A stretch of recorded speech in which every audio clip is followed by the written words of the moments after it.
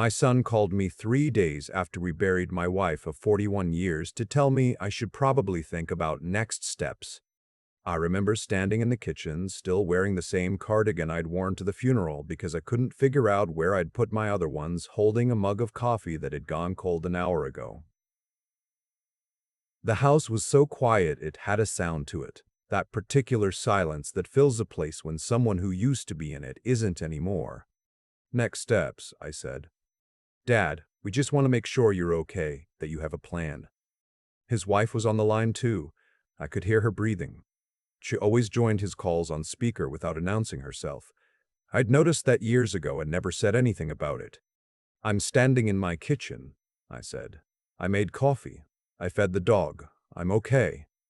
There was a pause. Then my son said, "We were thinking we could come up this weekend, talk through some things." I told him that would be fine. They arrived Saturday morning with a casserole his wife had made and a manila folder. I noticed the folder right away.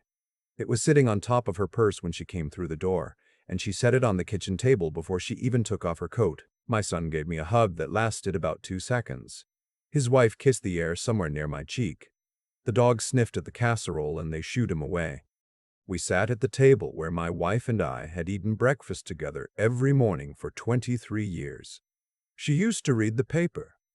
I used to drink 2 cups of coffee and stare out the window at the bird feeder she kept filled with sunflower seeds. There was a cardinal that came every morning without fail, and she had named him Gerald. Gerald still came.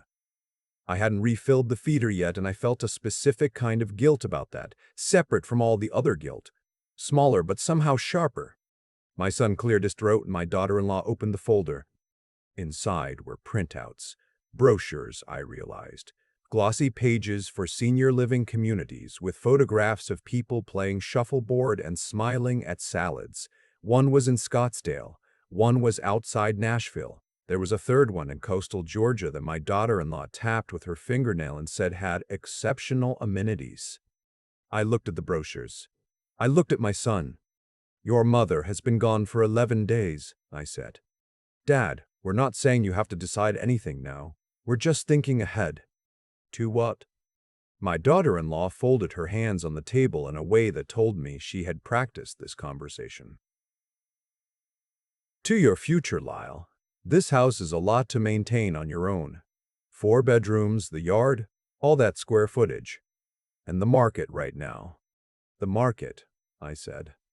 "Homes like yours in this zip code are moving fast, if you were to list in the spring. My wife is not in the ground a month." There was quiet. My son looked at the table. My daughter-in-law looked at me with an expression I recognized, patient, waiting. The look of someone who has decided that the other person is simply not being rational and that the rational party must wait them out. I picked up the brochure for the Georgia community. I read about the wellness center and the chef-prepared meals and the pet-friendly policy for dogs under 30 pounds. Our dog was a 62-pound lab mix named Biscuit. I put the brochure back down. "I appreciate you coming," I said. "I don't need to look at those right now." My daughter-in-law reached across the table and touched my hand. "Lyle, be realistic." I thought about my wife then. Not in a sad way. In a specific, clear way. I thought about something she had said to me 8 years ago on a drive back from her sister's place in Vermont. We had been talking about getting older, the way you do when you watch someone else's parents decline. When mortality suddenly has a face and a timeline. She had been quiet for a long stretch of highway, and then she had said, almost to the window, "I hope when the time comes, whoever is left is not alone in it." She'd squeezed my hand on the gear shift. I've been thinking about that. I had thought she just meant emotionally, having people around. I did not yet know what she actually meant. I told my son and his wife that I needed rest. They left the casserole. They left the brochures. My daughter-in-law mentioned twice more that the spring market was strong. I walked them to the door and said goodbye, and then I stood at the window and watched their car reverse out of my driveway, and I felt something I hadn't expected to feel. Not grief. Not anger. Relief. The following week I went back to doing what I had done before. I took Biscuit on his morning walk. I refilled the bird feeder. Gerald came back the next morning. I sat with my coffee and watched him and talked out loud to my wife about him, because that is the kind of thing that seems strange until you do it, and then it doesn't seem strange at all. My son called every few days. The calls had a shape to them. He would ask how I was doing, and before I answered, he would bring up the house. The upstairs bathroom was aging. The roof had been done 12 years ago. Had I thought any more about the communities they'd shown me, his wife had found a few others that might be a better fit. In the fourth week, I mentioned to my son that I had a meeting with an attorney. He asked what for. I said I needed to get my affairs in order, which was true. What I did not mention was what had happened 3 days earlier, when I was going through my wife's desk, the small writing desk she kept in the corner of the bedroom, the one I had always treated as hers and never opened. I was looking for her insurance documents. I found those in the second drawer. In the bottom drawer, under a folded quilt she had made from her mother's old blouses, I found an envelope with my name on it in her handwriting. I sat on the edge of the bed and held it for a while before I opened it. Inside was a letter, 4 pages, handwritten on the pale blue stationery she'd kept since before we were married. And underneath the letter was a smaller envelope containing a key, a deed, and a business card for a property attorney in Asheville, North Carolina, a man I'd never heard of. The letter began, "Lyle, I know you'll find this when you're finally ready to look. Probably 3 or 4 weeks in. You always need a little time before you go through things. That's okay. I needed you to wait a little too, because what I'm about to tell you needs the right moment." I read the whole letter without stopping. 8 years ago, when we had that conversation on the drive back from Vermont, she hadn't been speaking abstractly. She had already started making something. A plan, not a plan for dying. A plan for what came after, for what I would need, for what she wanted to make sure no one could take from me when she was no longer around to protect it. Over the course of 7 years, she had quietly, carefully put aside money from her freelance design work she had kept doing long past when she needed to, and I had thought it was because she enjoyed it, which she also did. But there had been a second reason. She had opened a separate account in her name alone and let it grow. She had worked with the Asheville attorney to purchase a property in the Blue Ridge Mountains, a piece of land with a small cabin on it, fully paid, deed in my name, registered the year before she was diagnosed. She had not told me. She'd been afraid I'd tell her it was too much, too extravagant, not practical.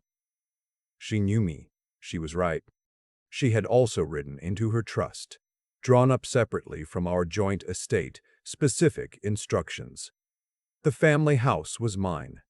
Not partially mine, entirely mine, with a provision that any sale required my sole consent and could not be contested by our children or their spouses. She had done this quietly and legally and completely.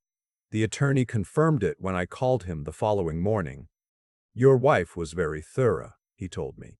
"She updated these documents twice in the past 4 years. She knew what she was doing." I drove to Asheville the next week. I didn't tell my son. I loaded Biscuit in the back of the truck, packed a bag, and drove 6 hours through the kind of October that makes you remember every October you've ever lived through. The cabin sat up a dirt road, at the end of a narrow lane through second-growth hardwoods, overlooking a valley that on a clear morning filled up with mist that burned off slowly like something you'd see in a painting. Inside it was small and well-kept, 1 bedroom, a wood stove, a covered porch that ran the length of the front. Someone had arranged for a local property management company to check on it twice a year. There was firewood stacked under the eave, a basket on the kitchen counter with local honey and coffee, and a handwritten note from the management company welcoming me. I sat on the porch steps, and Biscuit put his head on my knee, and I cried in a way I hadn't yet been able to, in the specific, helpless way of someone who has been loved very carefully and is only now understanding the full scale of it. She had thought of everything. When I drove back home that Sunday, my son called before I was even out of the mountains. His wife had found a real estate agent who specialized in senior transitions and wanted to schedule a walkthrough of the house that coming Thursday. I drove the rest of the way home. I called my attorney, mine, a different one, A woman I'd worked with years ago when we'd drawn up our wills. I met with her Monday morning and we went through everything my wife had set up. It was airtight. The house was mine. The cabin was mine. The account, now transferred to me per the trust, was mine. There was nothing to discuss, contest, or negotiate. She confirmed what I already knew, and what I had needed someone else to say out loud. I owed my son and his wife no explanation, no consultation, no access to any of it. Thursday came. I called my son the morning of the scheduled walkthrough. "I'm not doing the walkthrough," I said. "Dad, this agent is coming from 40 minutes away. Then you'll need to call and cancel." He was quiet. Then, "What's going on with you?" "Nothing is going on with me. I live in my house. I'm going to keep living in my house, that's what's going on. We're just trying to help." "I know you think that," I said. I meant it. I believe my son thought he was helping in the way people help when they've already decided what the solution is before they've asked what the problem is. But I don't need that kind of help. "So what do you need?" "I need people to give me time to grieve my wife. I need them not to show up with brochures for Florida 3 weeks after her funeral. And I need them to understand that when I say I'm fine, I've been making my own decisions for 68 years and I don't need a committee for it now." He didn't say anything for a moment. "Is this about the attorney? Did someone tell you something? Did you change the will?" "My legal affairs are not up for discussion," I said. "Call the agent, cancel the walkthrough. I'll talk to you this weekend." I hung up. For the next several weeks, my son's calls came less often. When we did talk, he was careful, a little formal, the way adult children get when they realize the parent has a handle on things, and the parent knows it. His wife stopped mentioning the real estate market. I didn't volunteer any information, and I didn't apologize for the conversation we'd had. I went back to Asheville twice more before Christmas, once alone, once with an old friend from work who liked to hike and who had lost his own wife 2 years prior. We spit a bottle of whiskey on the porch and watched a thunderstorm move through the valley. And we didn't talk about much, and it was exactly right. My wife had stocked the cabin with things she knew I'd want. She knew my taste so well that standing in that small kitchen felt like standing inside a sentence she had written specifically for me. Good cast iron, a radio that actually picked up the local public station, a copy of a book I'd mentioned once, years ago, wanting to read someday and then forgotten. She had placed a bookmark in it already, 3/4 of the way through with a note in her handwriting. "Finish this part first. I think you'll like the ending." I called my son in January. We had a real conversation for the first time since his mother died, not the managed kind, not the kind shaped by the manila folder or the Scottsdale brochures or the real estate agent who'd driven 40 minutes to an empty driveway. Just the two of us talking. He asked how I was actually doing. I told him. He told me things were hard at home, that his marriage had been strained, that he was sorry for the pressure he put on me in the fall. I told him I understood. I told him grief does strange things to people, and that includes the people who are grieving sideways, mourning someone by trying to control something, trying to make plans, trying to feel useful when there's nothing to be done. "I handled it badly," he said. "Yes," I said, "you did." I didn't soften it. He needed to hear it plainly, and he was old enough to receive it. "Are you okay? Really?" "I have a cabin in the mountains," I said. "Your mother bought it and didn't tell me for 7 years. I go there on weekends and sit on the porch and listen to the woods, and I drink terrible coffee, and Biscuit runs around like an idiot, and I think about her." There was a long silence. "She did that," he finally said. "She did." "How long ago?"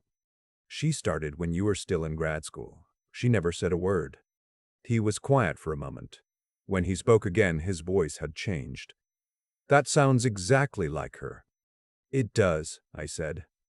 I told him he could come visit sometime, if he wanted. Not with the folder, not with the agent's number. Just to sit on the porch and watch the valley fill up with mist in the morning. He said he'd like that. I don't know what the rest of this looks like. I'm 68 years old, and the woman who knew me better than I knew myself has been gone 8 months now, and there are still mornings I reach for my phone to tell her something before I remember. I still talk to her out loud sometimes, Gerald the Cardinal still comes to the feeder. The dog is slower than he was last year, but he still runs when we get up the mountain road, and I think he can smell something in those woods that agrees with him. I made one decision in the fall that I want to be clear about. I made it before my son called back. I made it before the attorney, before the walkthrough that never happened, before I even knew fully what my wife had left me. I decided I wasn't going anywhere.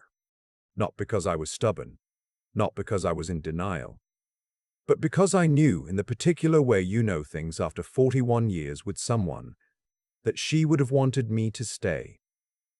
That she had already made arrangements for exactly that. That the whole time she was working quietly in the background, building something I didn't know existed, she was saying the same thing over and over in a language I didn't have the translation for yet. I've been thinking about that. She had been thinking about it for 7 years. She had turned it into a deed and a key and a letter on blue stationery in the bottom drawer under the quilt. I drove up to the cabin 2 weekends ago. The leaves were coming back on the ridge, pale green, the kind of early spring that looks tentative, like it isn't sure yet if it's staying. I built a fire in the wood stove even though I didn't need one. I made coffee and sat in the chair on the porch, and biscuits settled against my feet, and the valley below was full of mist that was just starting to lift. And I thought, she knew I would end up here. She knew before I did. She made sure I had somewhere to go that was already mine before I even knew I needed it. That was who she was. That is still who she is. There's something I keep coming back to, even now. The folder sitting on my kitchen table before my daughter-in-law had even taken off her coat, the way it landed there like a verdict that had already been decided somewhere else, in someone else's living room, before my wife had been in the ground 2 weeks. I don't think my son is a bad person. I want to be clear about that. But I've had enough years on this earth to understand that good people can do careless things when they're scared, and what my son was feeling in those weeks after his mother died was fear wearing the costume of practicality. He turned that fear into a manila folder and a real estate agent and a list of amenities at a community in coastal Georgia. And he brought it to my table and called it help. What he didn't account for was that his mother had already helped me 7 years earlier. Quietly, without asking permission, without needing credit for it. That's the thing about real integrity. It doesn't announce itself. My wife didn't set up that account and buy that cabin so she could tell me about it. She did it because she had thought clearly about what I would need, long before I knew I would need it, and she had the patience and the discipline to build it in silence. She kept working her design clients past the point anyone expected her to. She made appointments with an attorney in another city. She updated those documents twice in 4 years, making sure the language was right, making sure it held. That is not a small thing. That is a person who understood that love without follow-through is just sentiment. And I think about what it cost me to hold my ground those first months. It would have been easier to fold. To let the walkthrough happen, let the agent come. Let them move me somewhere with chef-prepared meals and a pet policy that would have excluded biscuit. The path of least resistance was right there. My son was pressing on it every time he called. But somewhere in me, and I think it came from 41 years of watching a woman who never took the easy way when the right way was available, I knew that giving ground in that moment was not actually easier. It just felt that way. The real cost would have come later, when I was sitting in a room that wasn't mine in a building full of strangers, and I understood that I had traded my life for a quieter argument. I didn't do that, not because I'm particularly strong, but because I had been shown over and over what it looks like to think clearly under pressure. To make the decision that serves the long game, not the short relief. My wife modeled that for me for 4 decades. When it came time to hold the line myself, I had something to draw from. My son asked for forgiveness, and I gave it. That matters too. It takes something real to call your father and say you handled it badly, to say it plainly without dressing it up. I respected that. Accountability without excuse. That's not easy for anyone. I told him so. What I hope he took from all of it is the same thing I'm still learning. that the people who love us best aren't always the loudest ones in the room. Sometimes they're the ones who slipped away quietly years ago to build something we didn't know we needed and left us a key in the bottom drawer under a quilt made from his grandmother's old blouses. Biscuit is asleep at my feet as I write this. Gerald came to the feeder this morning. The valley below the cabin was full of mist when I woke up, same as always, burning off slow. She knew I'd end up here. She made sure of it. That's the only kind of plan worth making.